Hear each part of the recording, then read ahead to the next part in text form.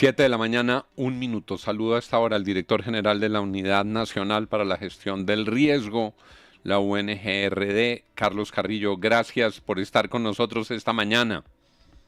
Juan, muy buenos días. Un saludo para usted, para todos sus compañeros de mesa, para sus oyentes y por supuesto primero expresar mi solidaridad con todas estas familias que hoy están pasando por un momento tan difícil. Es cierto que el presidente Petro ha pedido a la oficina jurídica y les ha pedido a ustedes la posibilidad de proyectar una nueva declaratoria de emergencia económica y social por la situación del invierno, doctor Carrillo. Pues Juan, para ser precisos, tuvimos una reunión del Consejo Nacional de Gestión del Riesgo de Desastres, que es la máxima autoridad del país. Yo aprovecho para hacer una breve pedagogía sobre cómo funciona el sistema en Colombia desde el año 2012. Cada municipio tiene un consejo municipal de gestión del riesgo presidido por su alcalde. Entonces, cuando una situación se presenta, ese consejo debe reunirse, encabezado por el alcalde con la secretaría técnica en un director de la oficina. Depende, hay lugares donde la oficina está adscrita a otro sector, hay lugares como el Valle del Cauca o Cali, donde es una secretaría propiamente dicha. Entonces, hay consejos municipales, hay consejos departamentales y también hay un Consejo Nacional de Gestión del Riesgo, del cual yo soy el secretario técnico y el señor presidente lo preside. Entonces, ese consejo sesionó durante alrededor de 8 horas el día jueves y la recomendación que ese consejo le hace, de acuerdo con la información que tenemos, es que haga la declaratoria. ¿Por qué? Porque esto es un hecho sin precedentes. Le doy una cifra para que la gente más o menos entienda. En la represa de Urrá se registraron precipitaciones con un 1.600% de aumento durante esos 2 días del comienzo de este mes que generaron el impacto que generaron. Esto no es posible de prever, la influencia de este frente frío, pues esto es un vórtice polar. Esto ha afectado a Europa, ha afectado al resto del hemisferio. Hemos visto situaciones muy atípicas, temperaturas muy inusuales en el sur de la Florida, en fin, o sea, esto es un fenómeno que es extremo, que es realmente extremo y además se da, fíjese usted, en los meses más secos del año. Así que el Consejo ha recomendado al presidente la declaratoria de esa emergencia y le digo algo que es fundamental entender. Nosotros en este momento podemos responder. Tenemos la capacidad de enviar asistencia humanitaria de emergencia. El departamento también lo está haciendo. Pero la recuperación de este desastre le va a costar al Estado billones de pesos. Billones.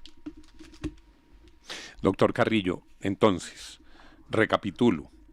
Ya la instancia correspondiente le recomendó al presidente decretar la emergencia económica. Entiendo por la forma como usted me lo relata que usted también está de acuerdo con esa recomendación.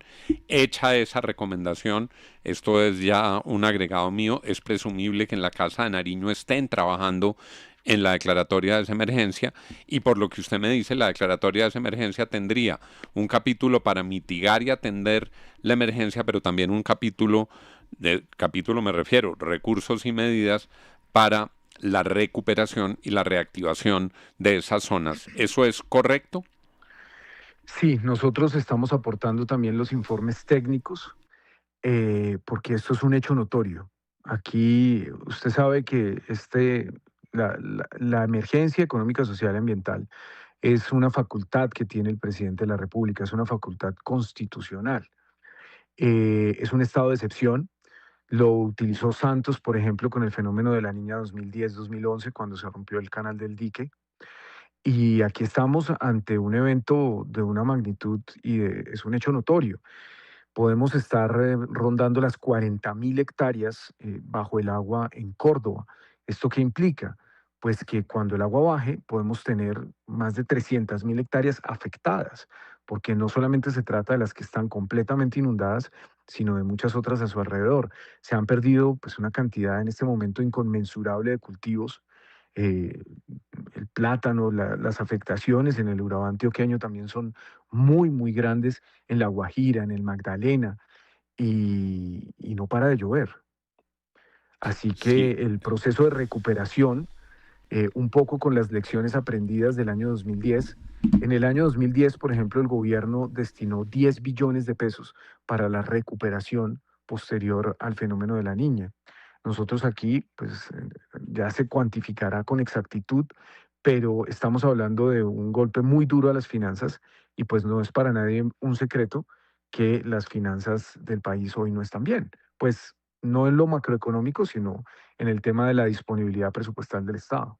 7 de la mañana, 7 minutos. Es la voz de Carlos Carrillo, director de la Unidad Nacional de Gestión de Riesgo. Y siguió lloviendo y se han seguido aumentando las afectaciones incluso después de la sesión del Consejo Nacional de la Gestión de Riesgo. Pensaría uno que vamos derechito, vamos camino a la declaratoria de una nueva emergencia por esta situación por parte del gobierno nacional. Doña Darcy Quinn. Yo quería preguntarle por Urrá. Gran parte de todo el desastre, por lo menos de la ronda del Sinú, tiene que ver con el desembalsaje de la represa de Urrá. Es decir, cuando empiezan a soltar agua porque ya están a full. Y uno sí se pregunta ahí dónde están también los actores del sector eléctrico de este país, ¿no? ¿Dónde están, por ejemplo, todos estos cargos de los, ¿cómo se llama exactamente el cargo de inversión? Superintendentes. No. Lo que ellos han cobrado durante años y que es un dinero para, digamos, momentos como este, ¿no? Es decir, Sí. para hacer una contención, porque ahí claramente también pues es un tema que no se puede medir porque es un tema que tiene que ver con la naturaleza, pero también se debe tener unas situaciones de emergencia por Sí. lo que está pasando. Sí, efectivamente, la licencia de estas centrales hidroeléctricas incluyen dos planes, un plan de gestión del riesgo de desastres y un plan de emergencia y contingencia. Esos planes son obligatorios para que la central hidroeléctrica pueda operar. Una precisión sobre el tema de las compuertas. Urrá es un embalse de borde libre. Entonces, no es comparable, por ejemplo, técnicamente con Hidroituango, que tiene una capacidad gigantesca de aumentar su capacidad de retención, de amortiguación de una eventual creciente. Aquí, cuando el embalse está lleno, no hay mayor capacidad de maniobra. Lo que pasó fue que al alcanzar su cota, pues 132 y llegar al borde, empiezan a abrirse unos diques fusibles que no son una compuerta que se pueda abrir y cerrar, ¿cierto? Entonces, pues más allá de esos detalles operativos, aquí pues hay una realidad y es que el embalse sí estaba lleno, pero también hay un hecho que es absolutamente atípico, porque estamos en febrero. Ya yo creo que habrá que debatir si dependiendo de su tamaño, de su capacidad de amortiguación, los embalses pueden o no pueden operar por encima de una cota. Me refiero a bajar esa cota que les es autorizada para la operación, porque el clima es cada vez más impredecible, la crisis climática es una realidad y pues tenemos que adaptarnos a esa nueva realidad. Doctor Carrillo, varias mañanas hemos hablado aquí sobre una de las misiones que usted tenía cuando llegó a la unidad de gestión de riesgo, que era enfrentar toda esa corrupción tan pestilente de su antecesor. Y, y hemos visto sus esfuerzos en ese frente.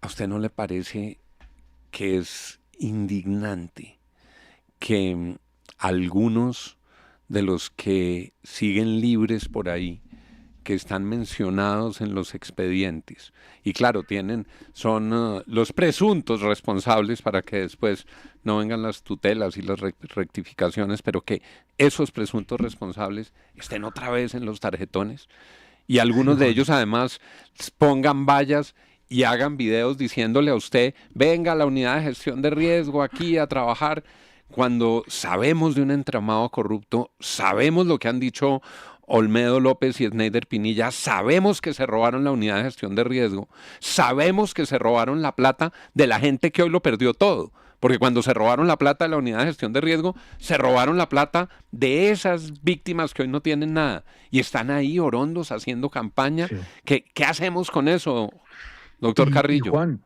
Fíjese que es grave también que esta situación calamitosa se dé justo en la campaña política, porque eso, pues la campaña política aflora lo peor del ser humano cuando situaciones como estas a lo que deben llamar es a la unidad, es a la solidaridad.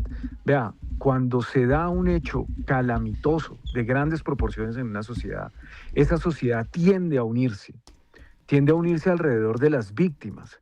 Pero como estamos en campaña, entonces hay muchos sectores políticos que insisten en mantenernos divididos, discutiendo si es culpa de este o si es responsabilidad del otro o quién lo está haciendo mejor. Esto no es una competencia para sacar likes en redes sociales y rédito político.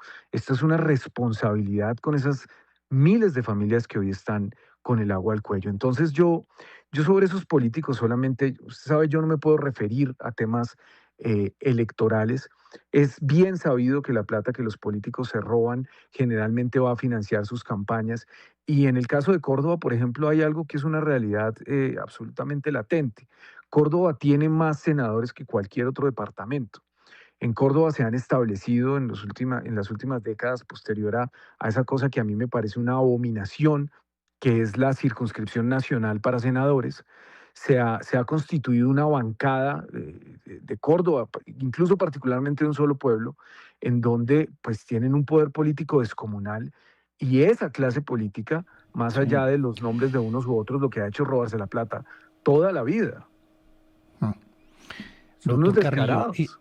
claro, pero mire, es que me llama la atención una de sus respuestas en esta conversación, y es que vamos a necesitar billones de pesos, y se me eriza la piel pensando en Olmedo, pensando en Schneider, en todos estos bandidos que por fortuna hoy están presos, que se robaron la plata de la gente que la necesitaba en su momento. Sí. ¿Cómo hacer, doctor Carrillo, para que no se vuelvan a robar la plata que necesitan hoy los damnificados en Córdoba, en Bolívar, en el sur del país? Pues vea, yo escuchaba a un candidato presidencial diciendo que él tenía la solución y que era un bloque de búsqueda y que él mismo lo iba a liderar. Y yo realmente le aseguro que aquí ha habido muchos presidentes que pueden haber tenido la intención de combatir la corrupción, pero siguen teniendo los mismos apoyos en estructuras políticas que se nutren de esa corrupción. Y aquí además hay un problema que es de la sociedad, un problema de la cultura del dinero fácil, un problema de una cultura de la codicia que lleva a un funcionario que cuando tiene un bolígrafo en la mano, pues decide empezar a bajarle ese dinero a sus socios, a sus propias empresas, a sus amigos, a sus familiares, esperando luego que les financien las campañas o que les den una parte de eso. Aquí hay un problema que es de naturaleza moral, que ni siquiera es institucional. Colombia tiene una cantidad de leyes y bloqueos y candados y leyes y burocracia, y la plata se la roban igual. Y se la han Sí, robado antes y se la han robado hoy. Imagínense, desde que empezó la epidemia del COVID, por la UNGRD pasaron 18 billones de pesos. Y yo no los Director, veo, yo no los veo. Entonces, aquí, pues lo primero es poner al frente de las entidades personas que no tengan ánimo de lucro, que no quieran enriquecerse, que no quieran una mansión en el sur de la Florida. director, es que me parece muy importante lo que usted ha denunciado siempre, uno diría que de manera coherente sobre la UNGRD, pero también resulta difícil pues que siempre se quiera depositar la responsabilidad únicamente en Olmedo López y ya, porque mire, lo estábamos contando más temprano, congresistas investigados de Córdoba hoy en la Corte Suprema de Justicia, aunque extrañamente no pasa nada con ellos, Wadid Sí, Mansur, eh, el señor Chagui, que es de CRT, Julio Elías Chagui, sí, y señor. también pues Andrés Calle, que está en la cárcel a espera de juicio. Pero cuando uno revisa lo que pasó en la UNGRD, pues es que no solamente era Olmedo López, era, según las investigaciones, para aprobar la reforma pensional, para aprobar la reforma a la salud. Claro. En el caso de Wadid Mansur, un proyecto que no se firmó para Cotorra, que justamente buscaba prevenir inundaciones, que costaba 10.000 millones de Esa, pesos, esa es la excusa, ¿no? Esa es la pero se excusa. lo iban a entregar por 50.000 millones. Entonces Sí. yo le quiero preguntar es, pues usted cómo se siente de que esto sea sistemático en el gobierno y que se haya perdido esa plata de la UNGRD en la relación gobierno-congreso para aprobar proyectos. Pero fíjese que yo aquí quiero defender algo. y es que el presidente tomó la decisión de enfrentar esto políticamente y no tratar de ocultarlo, que es lo que ha pasado antes.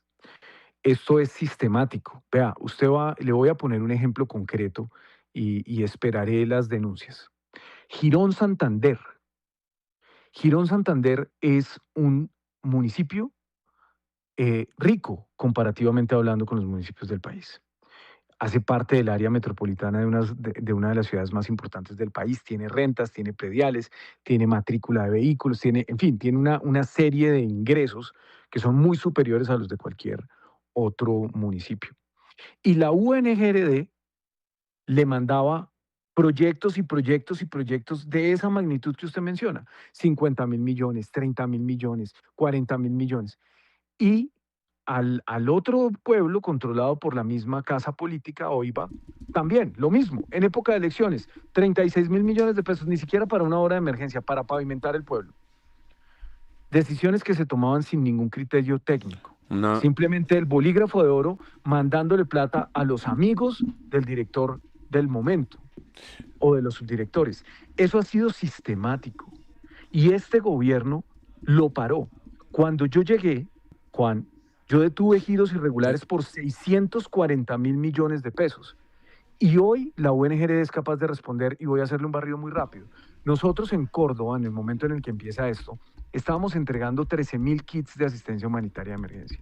Nosotros inmediatamente tuvimos la capacidad de responder porque yo tomé la decisión de precontratar la asistencia humanitaria de emergencia y posterior a la solicitud del gobernador, al día siguiente llegó un avión con 10 toneladas de asistencia. Ya están llegando camiones y camiones llenos de asistencia que vienen del gobierno nacional, pero aparte de eso, yo quiero destacar aquí que el sistema funciona como un todo, que nuestras fuerzas militares están haciendo un trabajo impresionante, que los gobernadores están con sus ciudadanos y también los alcaldes. 718, Jairo Pérez, nuestro corresponsal en Córdoba, tiene pregunta para Carlos Carrillo. Sí, muy buenos días. En varias poblaciones, veredas y corregimientos, aún el Estado todavía no ha llegado. Esas poblaciones están incomunicadas por cuenta de las inundaciones, están pasando hambre. ¿Qué hacer? ¿En qué apoyar al Estado a estas personas? La primera fase de la respuesta es, por supuesto, reconectar las vías, recuperar la conectividad, recuperar los servicios básicos y garantizar la alimentación. Por eso nosotros, en nuestra asistencia humanitaria de emergencia estandarizada, pues entregamos unos pequeños kits de cocina, kits de aseo y comida para un par de semanas. Estos kits se están despachando desde el gobierno nacional, pero insisto, vea, aquí los alcaldes están haciendo un esfuerzo gigantesco. Yo he visto con mis propios ojos, yo estaba hace unos días visitando algunos alojamientos temporales que ha dispuesto el municipio de Tierra Alta en Córdoba, por ejemplo, el de Puertas Negras, eh, donde hay decenas de familias que están organizadas con sus ollitas comunitarias y que, pues en medio de todo, la resiliencia de estas personas es absolutamente destacable. Y ahí a ese punto, inmediatamente desde Bogotá llega al aeropuerto y desde el aeropuerto se les llevan estos kits de asistencia humanitaria de emergencia previa caracterización, por supuesto, del municipio, porque estas asistencias nosotros no las podemos entregar así porque sí. Usted se imaginará que ninguna entidad está más vigilada por la Contraloría y por la Procuraduría y por la Fiscalía que la UNGRD hoy. Doctor Eso es claro, ¿no? Pero también ha llegado asistencia de la Federación Colombiana de Departamentos. El gobernador ha entregado asistencia. Entonces, pues esto es una suma de todos. También los privados, fíjese usted que ha habido una enorme ola de solidaridad en donde la empresa privada y otros entes territoriales también le están aportando a Córdoba. 720, hemos apoyado desde aquí la campaña de las fundaciones, hemos apoyado desde aquí y tenemos una campaña conjunta con el canal RCN para acompañar a la Cruz Roja. Pero esto se lo pregunto con el mayor respeto, la gente en Córdoba, empezando por el gobernador, dice, más allá de su propio rol en la unidad de gestión de riesgo, dice que se sienten solos frente al gobierno nacional. El presidente no ha ido, no van los ministros, no van los responsables sectoriales. Ante una crisis como la que hay, mandan mensajes desde Bogotá, no los han sentido en el territorio, al gabinete, al presidente de la República. Le están pidiendo al presidente, además porque esa es su tierra, si pueden hacer el Consejo de Ministros hoy allá. ¿Qué sabe usted, doctor Carrillo, sobre lo que puede hacer recuperar la ausencia de gobierno nacional en Córdoba en estas próximas horas o días? Pues Juan, yo hago parte del gobierno nacional y yo sí he estado ahí y mis equipos han estado ahí. Vea, nosotros acompañamos al gobernador Erasmo desde el primer PMU, desde el primero, porque estábamos en Córdoba justamente en una operación de entrega de 13.000 kits de asistencia humanitaria de emergencia. Ese día, los equipos de la UNGRD estuvieron con él en cuerpo presente. Nosotros tenemos desplegados equipos técnicos en Córdoba, en La Guajira, en el Urabá antioqueño, en Magdalena, en Cauca, en Nariño, en Putumayo, en Casanare, una entidad relativamente pequeña, porque recuerde que la UNGRD es una entidad coordinadora del sistema. La UNGRD no es la Defensa Civil, la UNGRD no es Ponalsar, la UNGRD no es la Brigada, la UNGRD es la que coordina al sistema. Entonces, nosotros sí estamos en territorio. El gobernador no está solo y no ha estado solo en el pasado.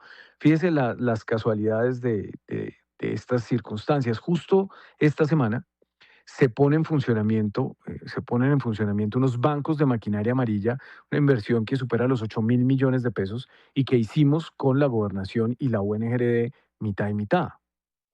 Entonces, pues usted sabe que a veces en el momento de una situación tan dura, la gente a veces se puede poner un poco pues exaltada y demás, pero yo tengo un diálogo fluido con el gobernador Erasmo, yo reconozco su trabajo y yo creo que él también reconoce el nuestro. 7 de la mañana, 23 minutos. Muchas gracias, doctor Carrillo. Sabe que usted no lo está viendo, yo lo chequeo en tiempo real, los chats y las redes de la FM. Su reto es muy grande porque la desconfianza con la unidad de gestión de riesgo después de lo que pasó con Olmedo López y Sneider Pinilla y todos los que participaron de ese entramado corrupto es muy grande. Entonces la gente Sí, dice, señor. nos van a poner más impuestos para que se los vuelvan a robar en la unidad de gestión de riesgo. Si no se hubieran robado esa plata, la gente la habrían podido atender mejor. Si hubieran hecho las obras de prevención, no estaríamos en esta situación. ¿Para qué más plata? Para más políticos corruptos que otra vez vuelvan a robarse la plata de los cordobeses. Pídanle al gobierno que haga el Consejo de Ministros allá. Muchos comentarios en ese Sí. sentido. Y Juan, súmele a eso que estamos en campaña, ¿no? Entonces pues también claro. tiene que sumarle el oportunismo Claro. político de gente que quiere buscar protagonismo diciendo que todo es culpa del gobierno nacional, que todo es culpa mía. Bueno, en fin, es parte de la naturaleza humana a veces sacar lo peor de sí ante la búsqueda del poder. Y lo que es la tapa de la olla, por supuesto, son los que están implicados en el escándalo, cuyos procesos no se han movido suficientemente rápido en la Corte, que se paran haciendo campaña con peroratas políticas, exigiendo que la unidad que presuntamente ellos mismos se querían robar, intervenga en el departamento, donde ellos mismos han tenido tanta corrupción en el pasado. Los pájaros tirándole a las Los ¿Qué pájaros campañas? tirándole a las escopetas. ¿Y qué campañas? Usted ve esas campañas, todo el mundo uniformado, cachucha, gorra, guantecito, no sé qué, miles de personas, ¿cierto? Miles de personas con toda esta parafernalia de las campañas que cuesta miles de millones de pesos. 725, Carlos Carrillo, director de la Unidad de Gestión de Riesgo. Gracias, doctor Carrillo. Gracias, Juan, hasta luego. Oiga, profesor Quijano, le oí decir a usted que en cada tragedia de la naturaleza aparecen unos corruptos detrás de la plata de la nación. Es de tesis doctoral o de una tesina de maestría revisar, desde que yo recuerdo, el terremoto de Popayán en 1983 más o menos, y arranque el terremoto de Armenia, todas las catástrofes naturales es una lectura, es recorrer el mapa de la corrupción. Porque es plata sin recibo, porque es plata en marmaja, porque son millones y millones entregados a unos funcionarios que no hacen un censo censo de damnificados, o de pronto son 1.000, pero ellos les dicen que son 2.000. De pronto no se dañó un puente como para repararlo totalmente, pero ellos lo reparan totalmente y el puente no se hace. Es decir, las catástrofes naturales son monumentos a la corrupción en Colombia. Es plata que nadie audita, que nadie se ve y no parte de lo real, y en los censos verdaderos de los damnificados. Marlon Barros,